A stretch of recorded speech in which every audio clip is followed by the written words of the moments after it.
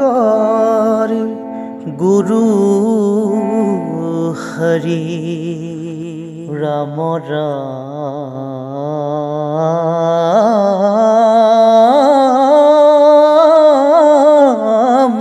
ৰাম এ হৰি ৰাম ৰাম কৃষ্ণ কৃষ্ণ হে জয় জগন্নাথ জগতৰ দিমূল এ যাহাৰ স্মৰণে হৈ এ পাতক নিৰ্মূল অৰ্থাৎ জগতৰ প্ৰথম আৰু মূল দেৱতাজনেই হ'ল কৃষ্ণ, যাৰ নাম স্মৰণ কৰিলেই পাপ নিৰ্মূল হয়। আৰু জগতত সেইজন কৃষ্ণতকৈ আগত একো বস্তুই উৎপত্তি এ জগতৰ পূৰ্বে মই থাকো মাত্ৰ জান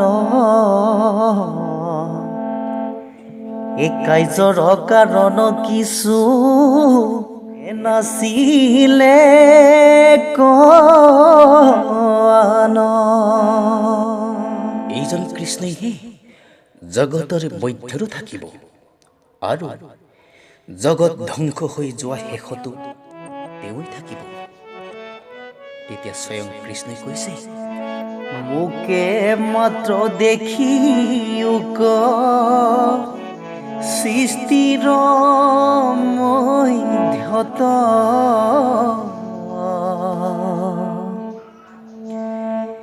দেখা শুনা মানে মাত্ৰ মই বিচাৰত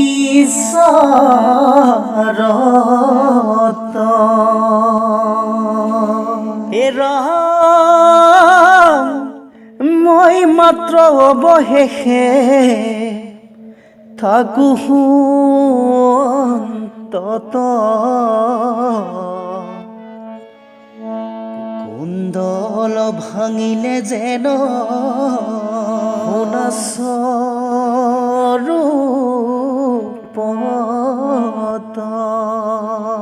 হে কৃপালু বাপ আই সমস্ত কৃষ্ণৰ পৰাই সমস্ত বিশ্ব চৰাচৰ জগত সৃষ্টি হৈছে। কৃষ্ণতেই আশ্ৰয় লৈ কৃষ্ণৰ দ্বাৰাই জগত পৰিচালিত হৈ আছে। আৰু সমস্ত বিশ্ব এদিন যেতিয়া ধ্বংস হৈ যাব তেতিয়া সমস্ত বিশ্ব কৃষ্ণতেই লীন হ'ব। এই তত্ত্ব কথাটো যিজনে জানে তেওঁৰ মন কৃষ্ণৰ ভাৱত যুক্ত হৈ শ্ৰৱণ কীৰ্তন কৰি একমাত্ৰ কৃষ্ণকেই ভজনা কৰে।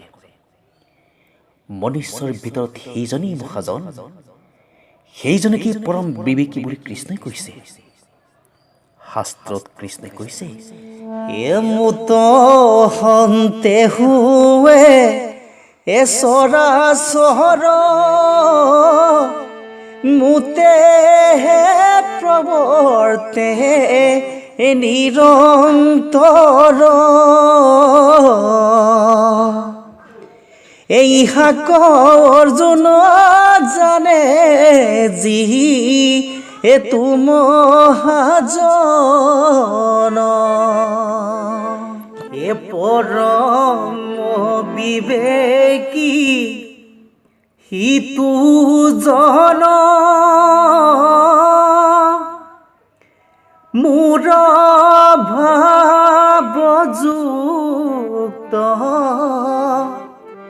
হয়া মন এ মোকে ভজে মাত্ৰ শ্ৰৱণ কৰি কীৰ্তন কাল মায়া কলি আদিয়ে সমস্ত জগতৰ প্ৰাণীসমূহক যি দুখ কষ্ট ভুঞ্জাই আছে সেই দুখ কষ্টবিলাকৰ একমাত্ৰ ত্ৰাণকৰ্তা কৃষ্ণই। কৃষ্ণৰ বাহিৰে আন কোনো শ্ৰেষ্ঠ দেৱতা নাই। তেওঁৱেই সৃষ্টি স্থিতি অন্তকাৰী দেৱ। তেওঁৰ বাহিৰে আন কোনো দ্বিতীয়জন নাই। এতেকে বিষ্ণুই সমস্ত জগতৰ সাৰ বুলি জানিব। শাস্ত্ৰত আকৌ কৈছে, কৃষ্ণই কদেৱ দুঃসাৰী, কাল মায়াদিৰ অধিকাৰী। কৃষ্ণ বিনে শ্ৰেষ্ঠ দেৱ নাহি নাহি আৰ। সৃষ্টি স্থিতিৰন্ত কালী দেৱ, তান্ত বিনে আন নাহি কেও। জানিবা বিষ্ণু হে সমস্ত জগতে সাৰ। কৃষ্ণই কৈছে যে, মই হে একমাত্ৰ ঈশ্বৰ, জগতৰ গৰাকী আৰু চৰাচৰ জীৱৰ পালক। সমস্ত প্ৰাণীতেই অন্তৰ্যামীৰূপে আছো বুলি কৈছে কৃষ্ণৰ বাণী। মই হে ঈশ্বৰ কৃষ্ণ, জগতৰ স্বামী। চৰাচৰ জীৱৰ নিয়ন্তা অন্তৰ্যামী। যিজন মন্দমতীয়ে এইজন ঈশ্বৰ কৃষ্ণ দেৱতাক সেৱা ভক্তি নকৰিব, সেই মন্দমতীজনে মৰি অধোগতিত যাব। হেন কৃষ্ণ সেৱা এৰি যিটো মন্দমতী, অৱশ্যেকে মৰি সিটো যাইবি অধোগতি। আৰু কৈছে, যাহাৰ স্মৰণে হৈ পাতক নিৰ্মূল। অৰ্থাৎ যাৰ নাম স্মৰণ কৰিলে পাপ নিৰ্মূল হয়।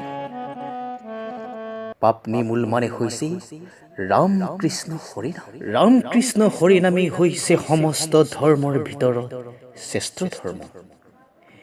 কৃষ্ণ নামৰ লগত কোনো ধৰ্মকেই তুলনা কৰিব নোৱাৰি। এই হৰিনাম যিজনে সদায় সামৰি ফুৰিব, তাৰ য'ত মহাপাপ আৰু নাম অপৰাধ আছে, সকলো মহিমূৰ হ'ব। শাস্ত্ৰত কৈছে, হে ৰাম কৃষ্ণ নাম ধৰ্ম অনুপম,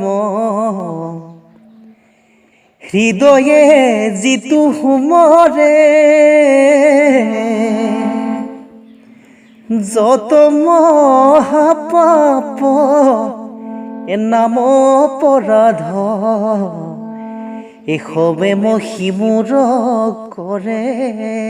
কৃষ্ণ নাম স্মৰণ কৰিলে যাৰ পাপ নাশ হয়, নাম অপৰাধ মহিমূৰ হয়, তেনে হৰিনাম চিন্তা নকৰি মাত্ৰ পুত্ৰ ভাৰ্যাৰ পোহপালনকে চিন্তা কৰি থাকে, সেইজন যমৰ শাস্তিৰ যোগ্য বুলি যমে নিজেই কৈছে।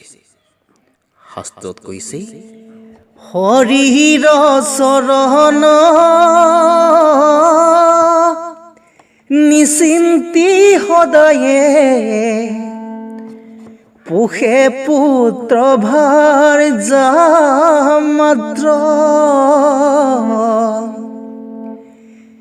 যমৰাজা বুলি লন্ত সেইজন, যম যাতনাৰ পাত্ৰ।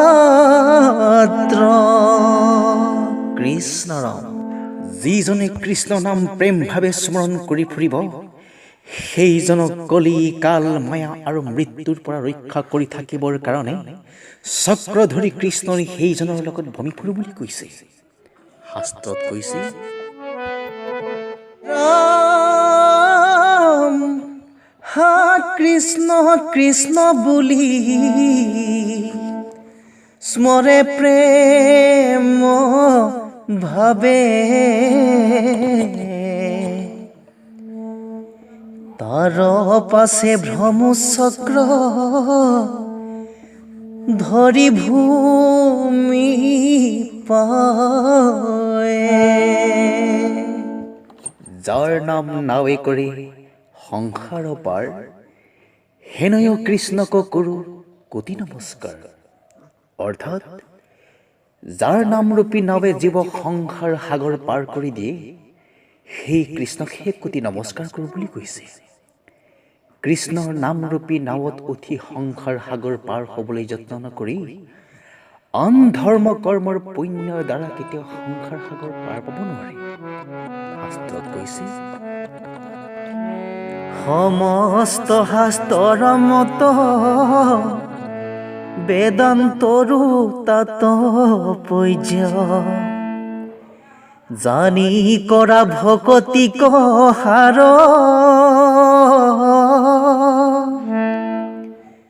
শ্ৰৱণ কীৰ্তন বিনা আন পুণ্যে নাপাই জানা ইটো ঘোৰ সংসাৰৰ পাৰ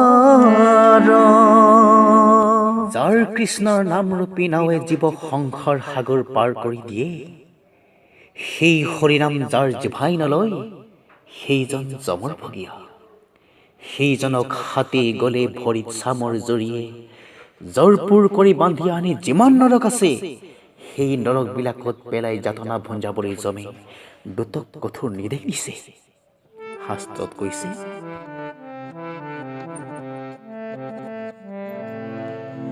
দূতৰ আগত জমে কহন্ত নিশ্চয়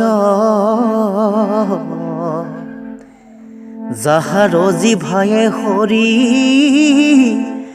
নাম নলয় সেহি মোৰ পৰায়তা হাকনা ধৰি হাতে গলে ভৰি তচা মৰ লগাই জৰি বান্ধি জৰপুৰ কৰি পেলায়ো নৰকত পাৰা মানে ভুঞ্জায়ো যাতনা আছে যত যমে দূতক আৰু কৈছে যে যি যি স্থানত হৰি নাম শ্ৰৱণ কীৰ্তন নাথাকে সেই স্থানলৈহে ভ্ৰমণ কৰিবলৈ কৈছে শাস্ত্ৰত কৈছে শ্ৰৱণ কীৰ্তন নাহি যথাত প্ৰচাৰ জিথানক লাগি দূত কৰিবি সংসাৰ মুঠতে যি জাতিয়েই নহওক বিজ্ঞানীয়েই নহওক ৰজা মহাৰজাই নহওক হৰিনাম লললে যমৰ শাস্তি ভুগিবই লাগিব শাস্ত্ৰত কৈছে হৰি গুণ নাম নলবে মুখে যমৰ যাতনা ভুঞ্জিবে দুখে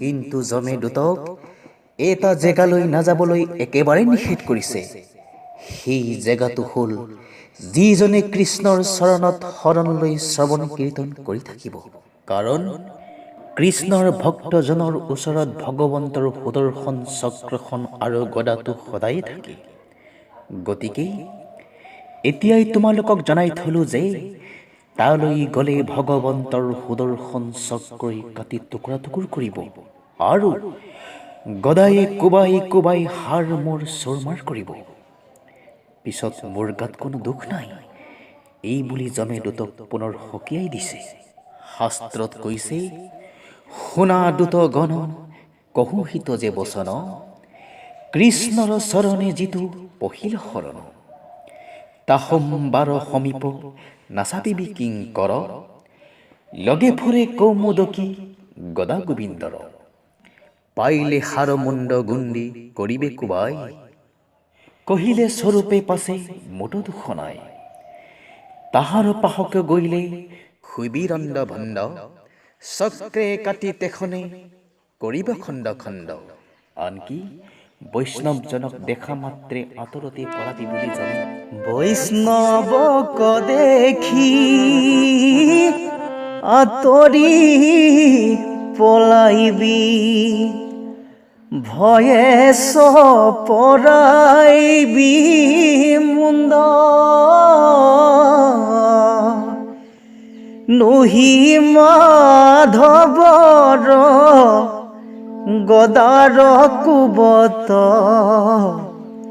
খুবে কহাৰ এই শিক্ষা শুনা দিনৰ পৰাই হৰি নাম শ্ৰৱণ কীৰ্তন কৰি থকা জেগালৈ যমদূত কেতিয়াও নাযায় আৰু হৰি ভগতক দেখা মাত্ৰেই যমদূত আঁতৰতে পলাই পত্তন দিয়ে। শাস্ত্ৰত কৈছে বিষ্ণুৰ নামৰ মহিমা শুনি দুতগুণ গৈলা দৰি হৰি ভগতক দেখিবাক প্ৰতি দৰাই সিদিন ধৰি। আৰু কৈছে যে জয় জয় দৈৱকী নন্দন দিদেৱ ব্ৰহ্মা মহেশ্বৰ যাক সদা কৰে হেব।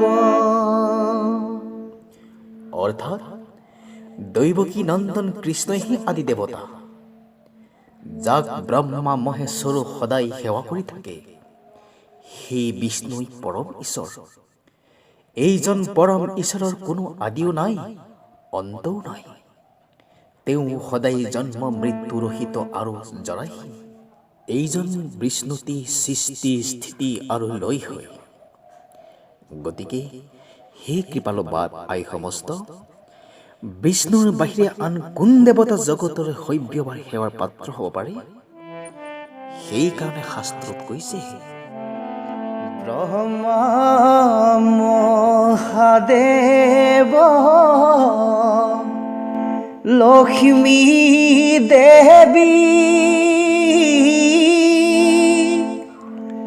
কায় বাক্য মন থিৰ কৰি পৰম আনন্দে শৰণ হেমন্ত যাৰ সদা জন্ম জৰা মৃত্যুহীন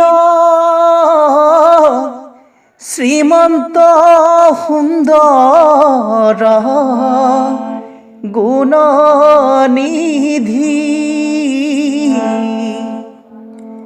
বিষ্ণুত বিনাই কোন দেহে বসে ব্ৰহ্মা মহেশ্বৰ ইন্দ্ৰ লক্ষ্মী আদি দেৱ দেৱীসকলে হৰিৰ চৰণত শৰণ লৈ হৰিক সদায় আৰাধনা কৰি থাকে। সেইজন হৰিৰ চৰণত যিজনে শৰণ নলয় সেইজন বুদ্ধিহীন অৰ্থাৎ জ্ঞানশূন্য। শাস্ত্ৰত কৈছে হৰিৰ চৰণ সদা আৰাধন্ত ব্ৰহ্মা হৰ পুৰন্দৰ হেন হৰি পদে শৰণ নলৱে কিনো বুদ্ধিহীন নৰ। হৰিত শৰণ নোলোৱাজন অভগত, অভগতে কেতিয়াও মুক্তি নাপায়। শাস্ত্ৰত আকৌ কৈছে কপিল বদতি আবে সুনাম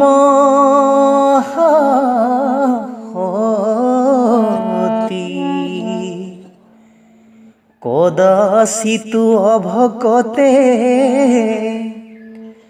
নপাবে মুকুতি।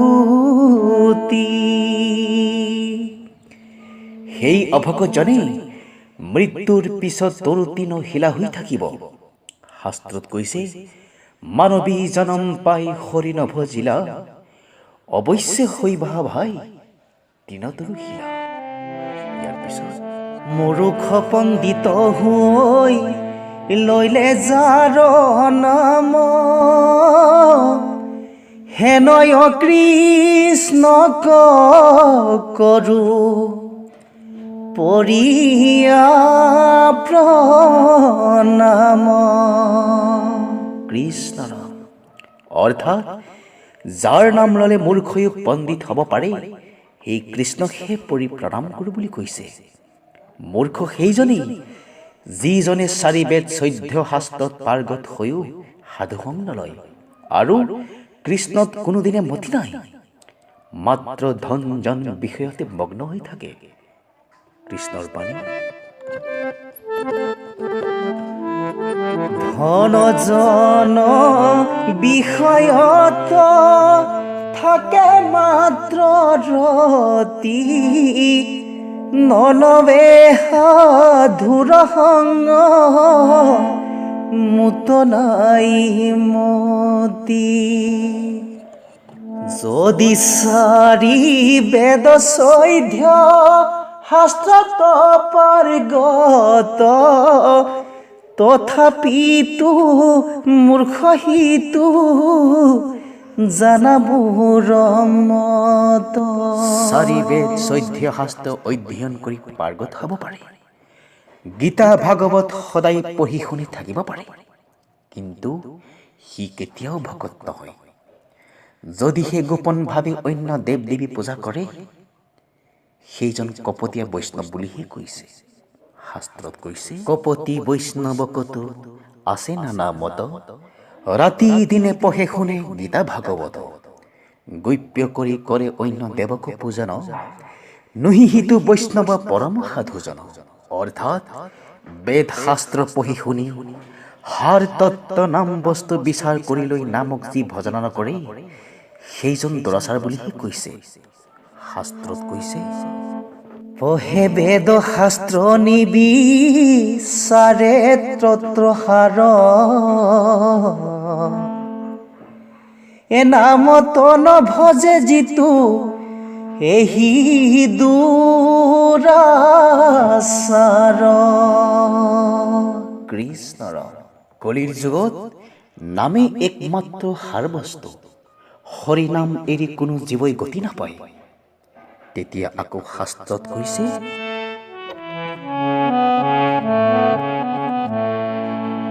হে ৰাম কলি যুগে নাম নাম নাম মাত্ৰ সাৰ, নাম এৰি নাই নাই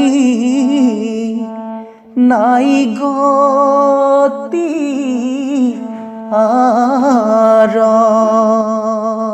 জয় জয় ঈশ্বৰ কেশৱ সদাশিৱ, যাৰ মায়া পাশবন্দী জগতৰ জীৱ। অৰ্থাৎ যাৰ মায়া পাশত জগতৰ সমস্ত জীৱই বন্দী হৈ আছে, সেইজন সদা মংগলময়ী কেশৱ ঈশ্বৰে বিশ্বৰ ব্ৰহ্মাণ্ডৰ গৰাকী। ব্ৰহ্মা আদি কৰি জীৱ যত, ৰাম ৰাম ৰাম ৰাম ৰাম, মায়া হয় জামা যে আশয়,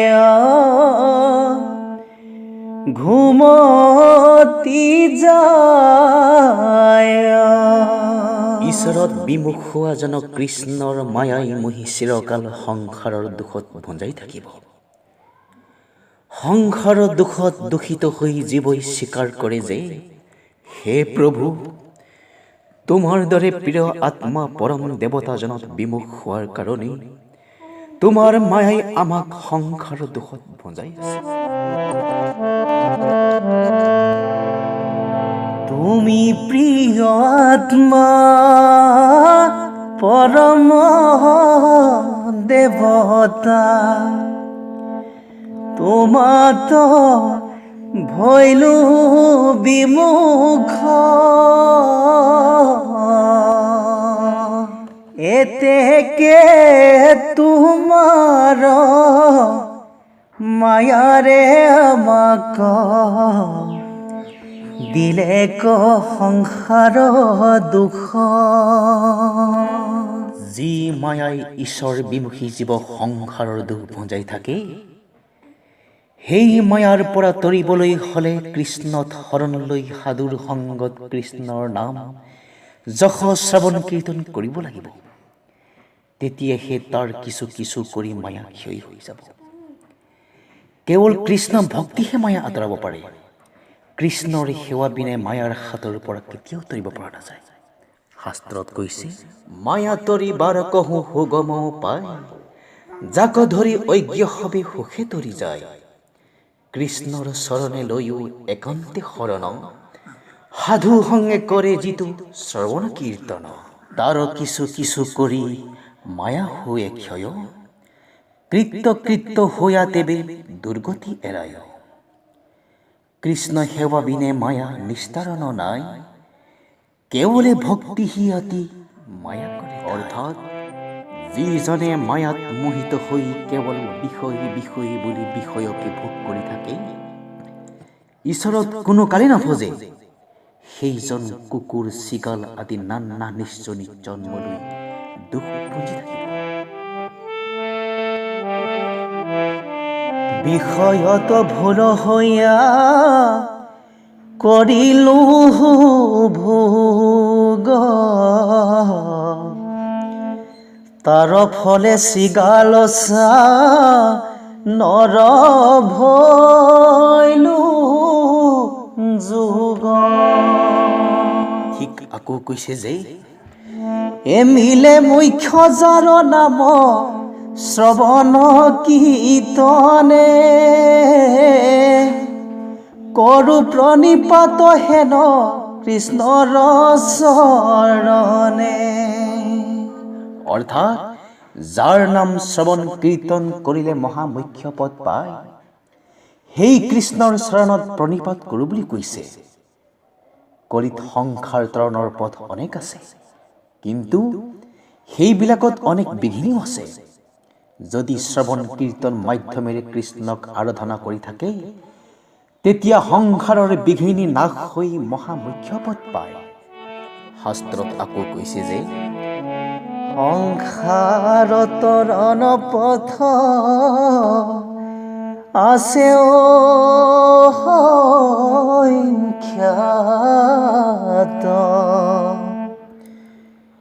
অনেক বিঘিনি তাত দুষ্কৰ খ্যাত। শ্ৰৱণ কীৰ্তন কৰি কৃষ্ণক আৰাধে, মহামুখ্য সাধে কো বিঘিনি নবাধে। গতিকে কলিত শ্ৰৱণ কীৰ্তন ধৰ্ম এৰি সংসাৰ তৰিবলৈ আন ধৰ্ম কৰ্ম কৰি থকা শ্ৰমখিনি অথলে যাব। শাস্ত্ৰত পুনৰ কৈছে, কলিত শৰীৰ কীৰ্তন এৰিয়া, অন্যত ধৰ্ম আচৰে, মিছাতে কেৱলে শ্ৰম মাত্ৰ পাৱে, একোৱে ফল নধৰে।